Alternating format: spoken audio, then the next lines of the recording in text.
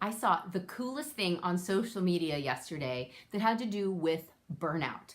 You might have seen that video of the college gymnast doing that amazing routine, so talented, so high energy. Well, the backstory, if you haven't seen it, is that that young lady was actually in training to be an Olympic gymnast, and she burned out.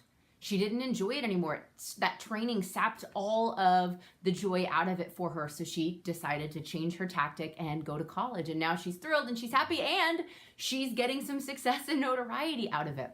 So that made me think about 4 things that you can do if you're starting to feel burned out.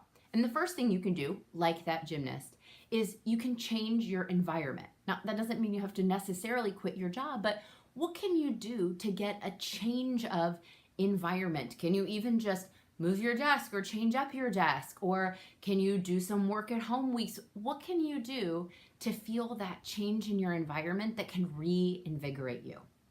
The next thing you can do is you can change your strategy. So many of us, especially if you've been doing your job for a long time, you get into this rote behavior pattern that can amp up the stress because you feel like, well, I got to do it this way. This is the way I know that it's been successful. I like taking a look at the Eisenhower matrix. That's the one where it talks about urgent versus important, and it's got these quadrants. Take a look at the Eisenhower matrix and see, maybe you need to adjust your strategy.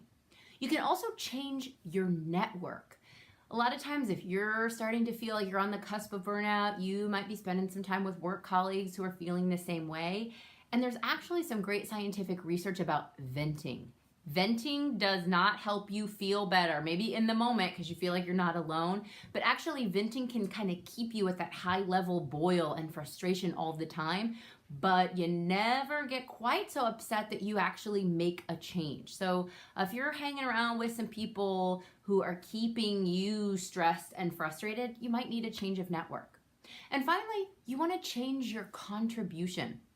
Interestingly, one of the subtypes of burnout is a subtype that has to do with feeling like you're actually not contributing, like you're not being effective. So maybe you need to amp up your contribution or try and contribute something new and different, because when you feel like you're contributing work that matters, that can offset a lot of that feeling of burnout. So if you feel like you're at risk of burning out, look at changing your environment, your strategy, changing the network of people you're hanging out with, and changing your contribution. Because doing those 4 things, that can actually help curb burnout before it gets really bad.